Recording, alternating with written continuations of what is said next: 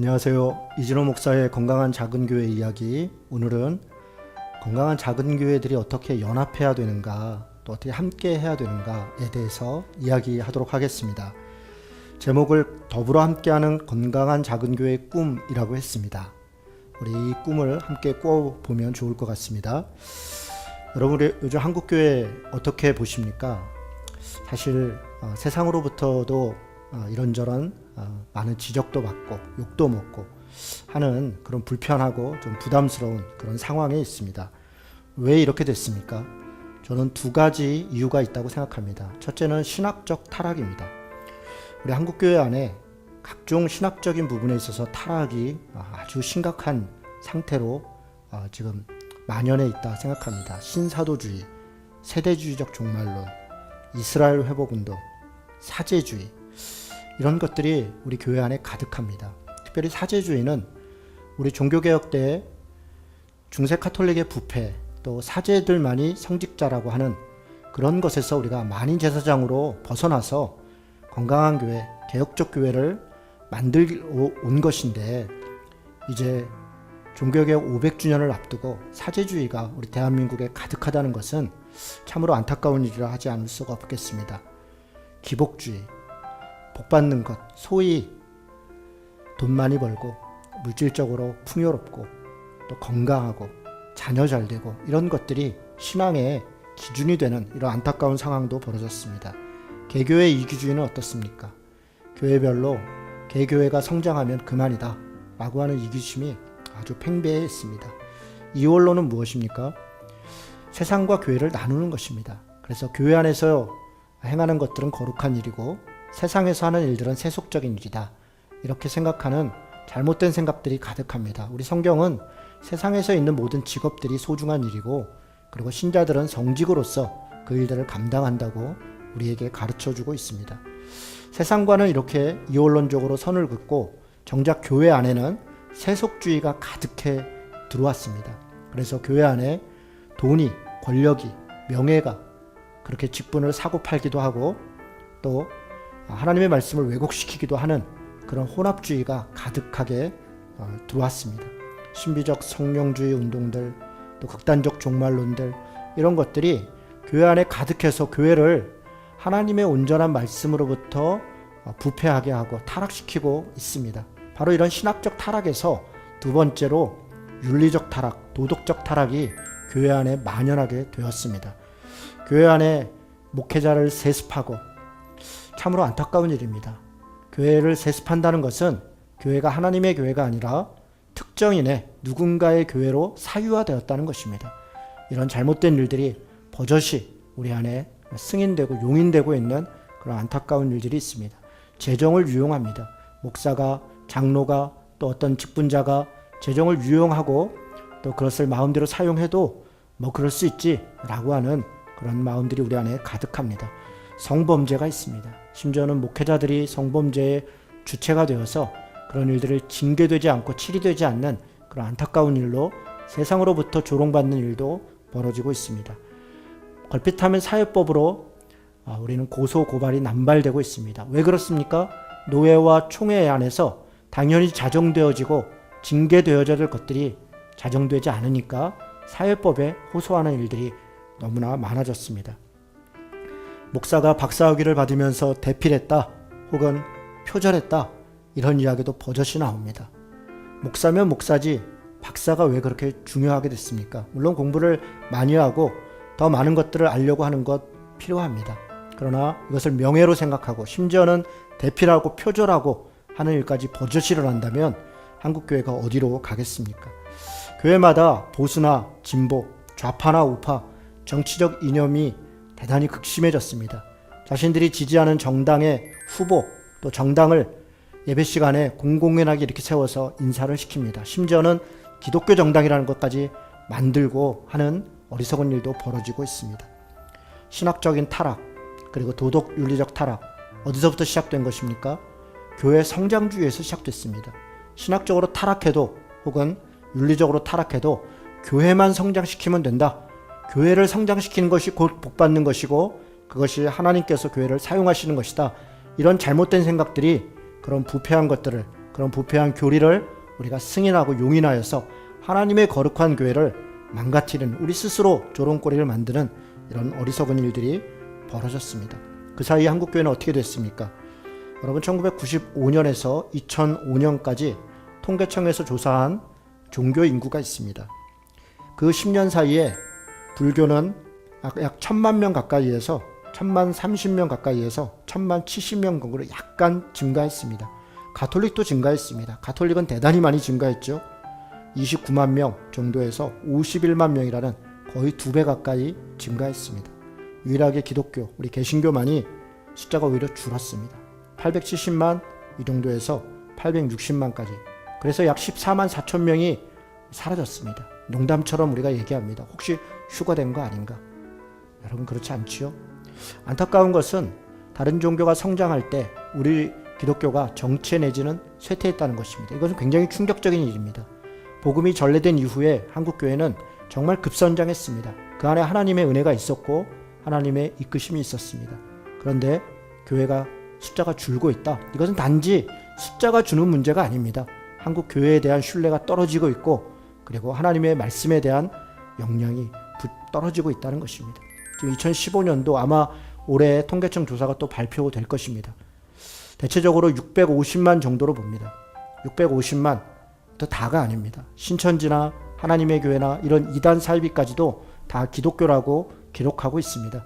그래서 여기서 많게는 100만 명까지, 적게는 50만 정도를 빼야 된다는 주장이 있습니다.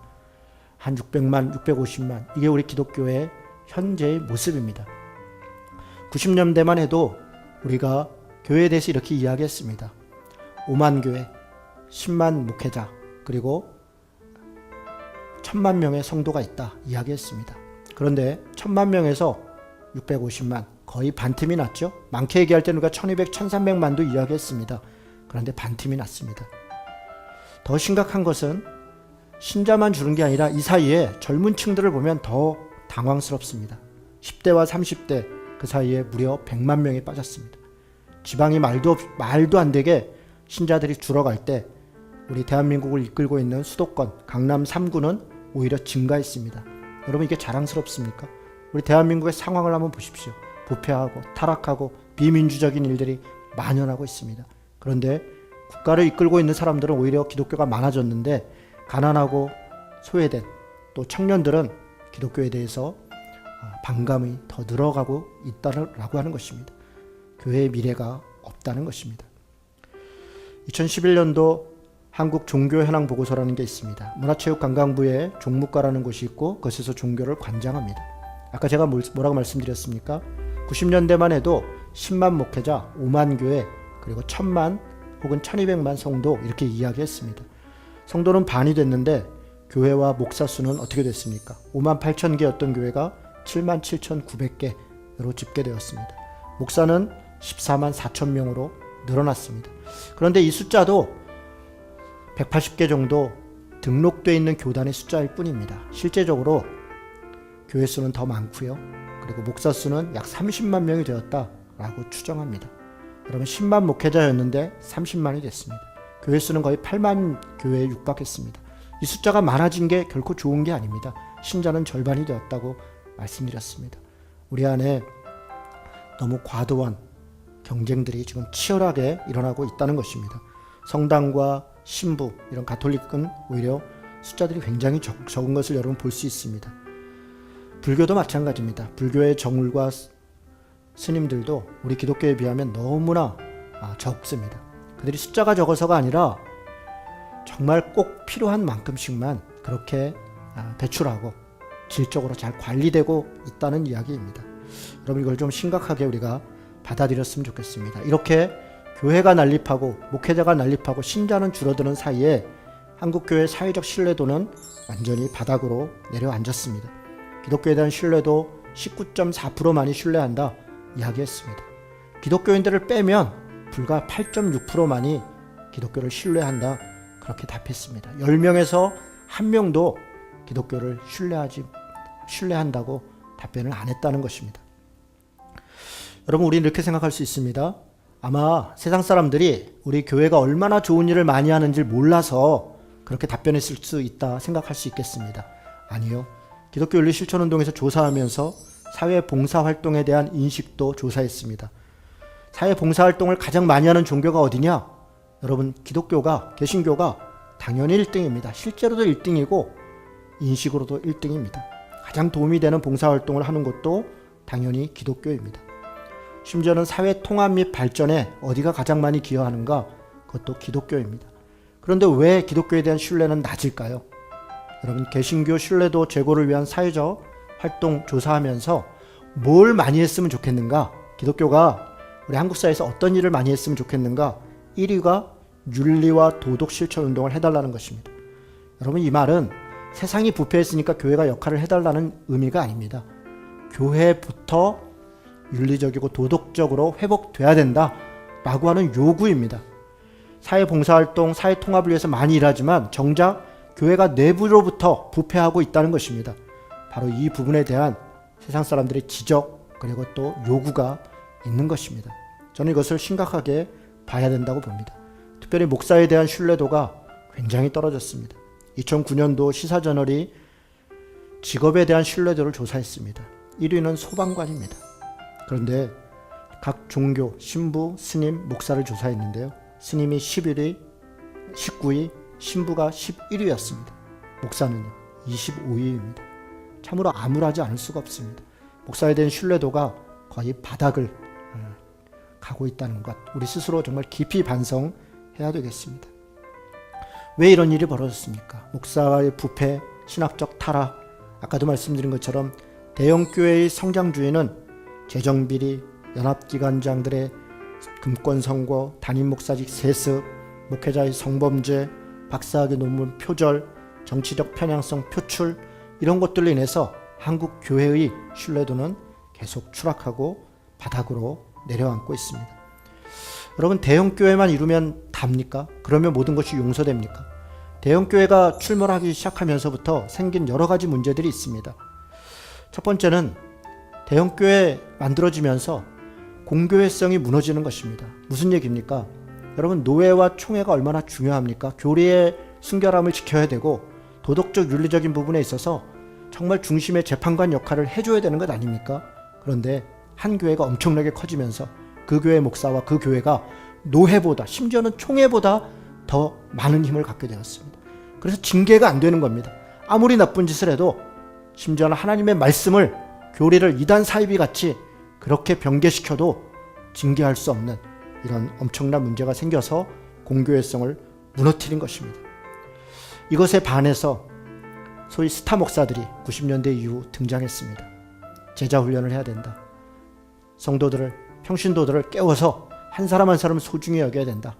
그리고 교회 갱신을 이루어야 된다. 세계관 교육을 해야 된다. 제자 훈련, 교회 갱신, 세계관 운동, 이런 것들을 통해서 교회들이 성장했습니다. 좋은 일입니다. 그런데 그렇게 만들어진 스타 목사들이 또다시 브랜드 교회를 만들었습니다. 자기 교회 이름을 붙여서 무슨 교회, 무슨 교회 이렇게 만들어 갔습니다. 그래서 교회가 브랜드 교회화 됐고, 이것은 너무나 아이러니하게 그들이 그렇게 문제로 여겼고 갱신돼야 된다고 얘기했던 대형 교회의 모습을 그대로 닮아버렸습니다. 그래서 브랜드 교회의 목회자, 그 교회가, 본 교회가 지역 교회들을 오히려 영향력을 행사했습니다. 노회와 총회의 치리가 먹히지 않았습니다. 이런 일들로 인해서 심지어는 그 지역의 작은 교회들이 이런 브랜드 교회들로 다 흡수되거나 초대형 교회로 흡수되는, 그래서 작은 교회들을 고사시키는 그런 일들이 벌어졌습니다. 교회 안에 대형 교회 목회자, 브랜드 교회 목회자, 또 그런 교회들이 그룹을 형성했습니다. 그래서 타락과 부패의 카르텔이 형성되었습니다. 누구도 징계할 수 없는 그런 일이 벌어졌습니다.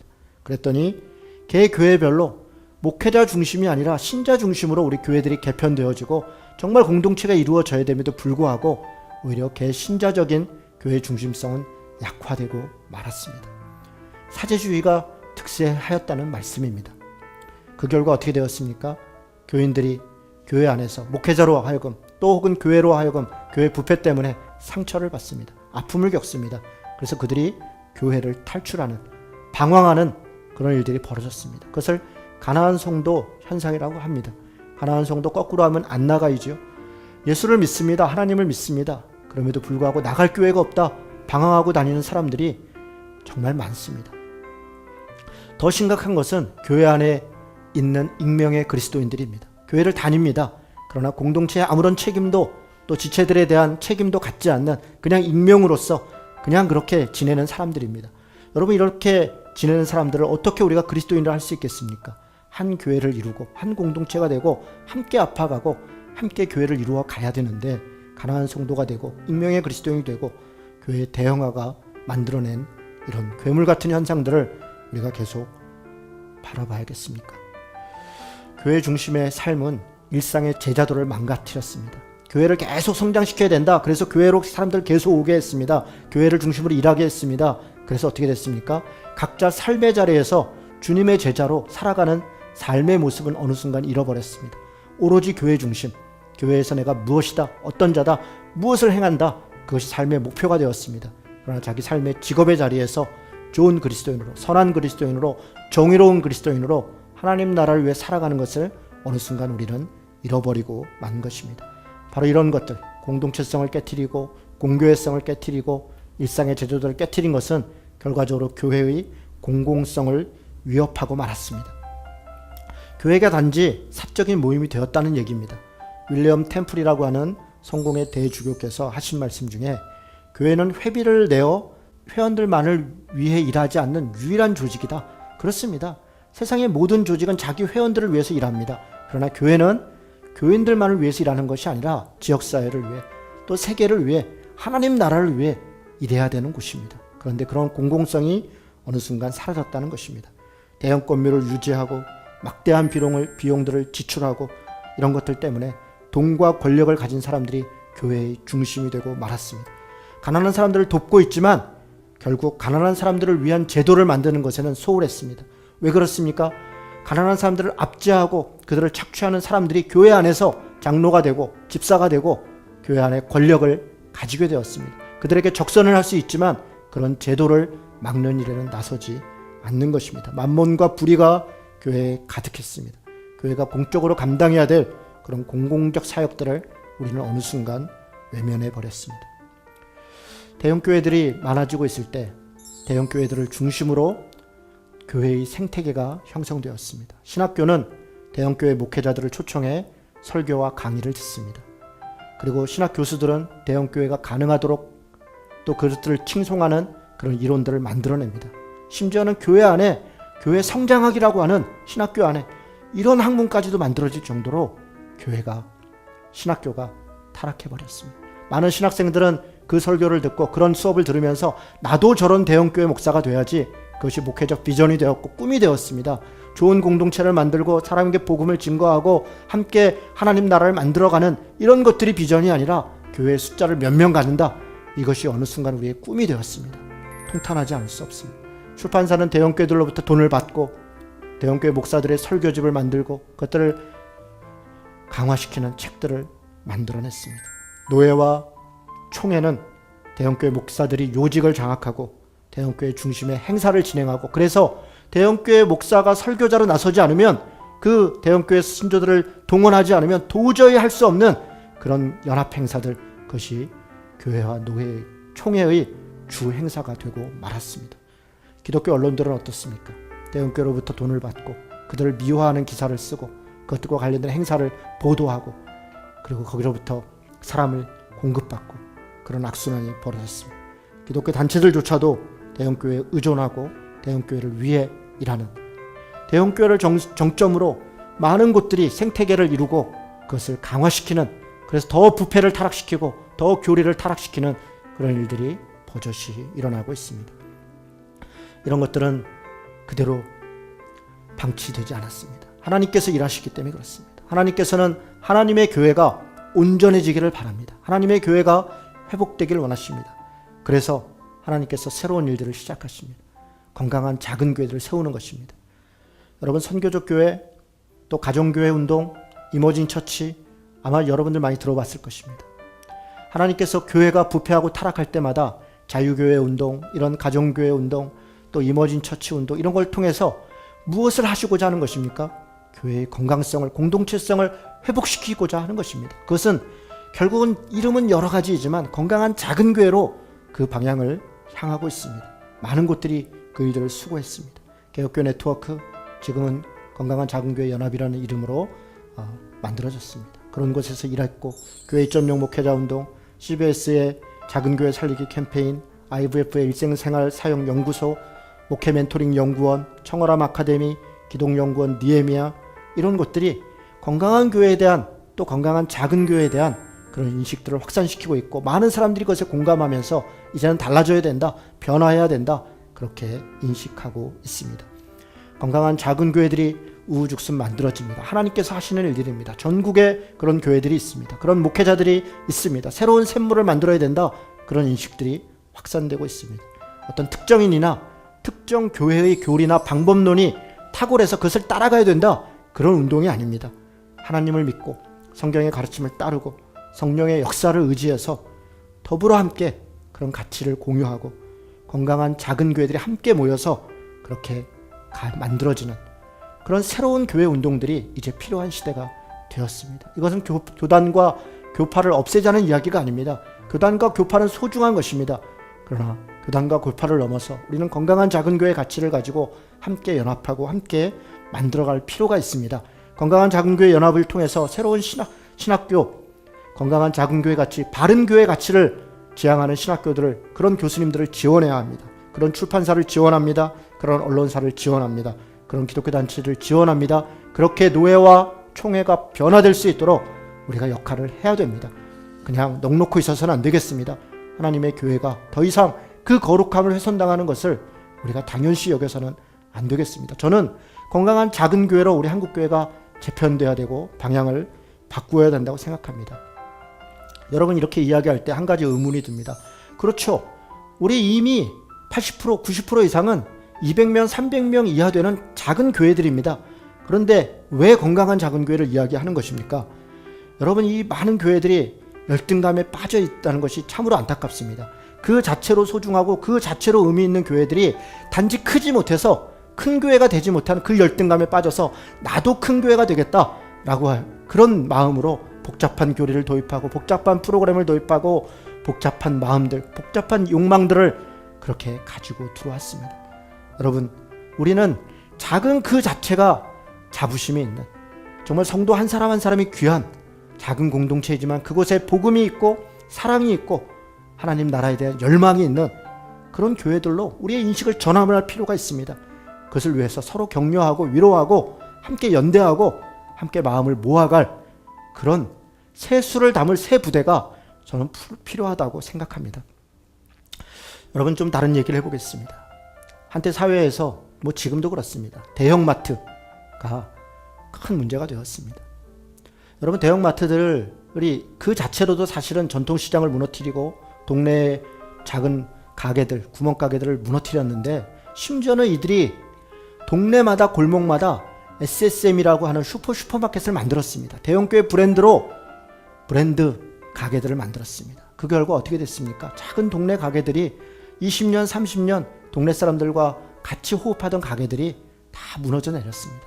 그래서 정부에서 많은 사람들이 노력해서 대책을 만들었습니다. 전통시장을 살려야 된다라고 하는 생각에서 어떤 대책을 만들었습니까? 대형마트를 월 2회 정도 쉬도록 하자. 그러면 그 사람들이 지역에 있는 작은 시장으로 갈 것이다. 그런데 사실 이 방법은 실효성이 거의 없었습니다. 왜냐하면 사람들은 2번 정도 불편 감수했지 전통시장으로 가지 않았습니다. 무엇을 제어해서 무엇을 세운다는 것은 성공할 수 없습니다. 오히려 전통시장을 지원하고 전통시장이 대형마트에게 이길 수 있도록 그보다 더 좋은 서비스와 또 환경들을 갖출 수 있도록 지원하는 것이 저는 더 좋았다고 생각합니다. 그래서 두 번째 전략이 유효했습니다. 골목에 있는 슈퍼들을 지키기 위해서 슈퍼마켓들과 지자체들이 나서서 나들 가게라는 걸 만들었습니다. 나들 가게는 일종의 협동조합입니다. 그런 가게들이 다 모여서 협동조합을 만들었습니다. 그래서 상품을 살 때 대형마트가 한꺼번에 살 때 많이 살 수 있으니까 싸게 사는 거 아닙니까? 가게들이 공동으로 생산품을 샀습니다. 또 중간에 유통업체를 만들어서 같이 공급을 해줬습니다. 물건을 싸게 사고 또 그것을 싼 가격으로 공급해주고 또 재정을 지원해서 가게들의 시설들, 환경들을 개선해 주었습니다. 그랬더니 나들가게들이 살아났습니다. 동네 슈퍼마켓이 그 옆에 있는 SSM 또 대형마트와 경쟁해도 결코 부족하지 않은 것입니다. 오히려 장점이 있습니다. 그동안 같이 했었던 관계가 있고 교제가 있고 또 인정이 있었습니다. 그래서 오히려 그 슈퍼들이 살아났습니다. 나들가게라고 했으니 모든 가게 이름을 다 없애고 다 나들가로 바뀌었냐? 그런 것이 아닙니다. 그냥 현대 슈퍼인 것은 그대로 현대 슈퍼였습니다. 주한 슈퍼인 것은 그대로 주한 슈퍼입니다.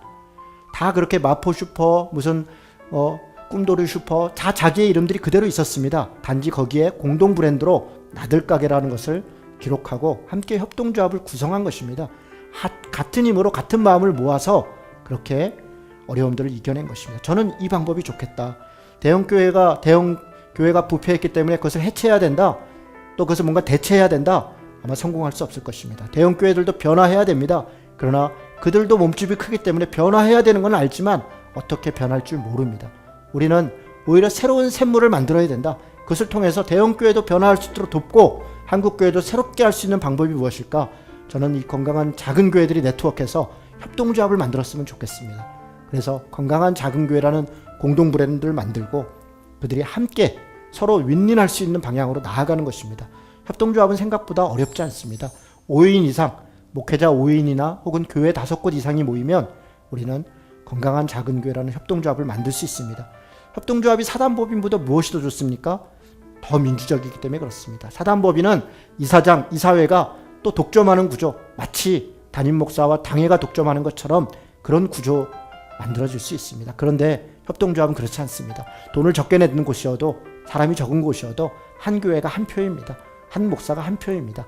그래서 함께 민주적으로 운영할 수 있고 서로 수평적으로 네트워크로 운영할 수 있습니다. 여러분, 저는 더불어 함께하는 건강한 작은 교회의 꿈을 만들어가자고 여러분에게 제안했습니다. 대형교회 부패했다, 신학적으로 타락했다, 그래서 우리가 절망스럽다, 그리고 손 놓고 있을 수 없습니다.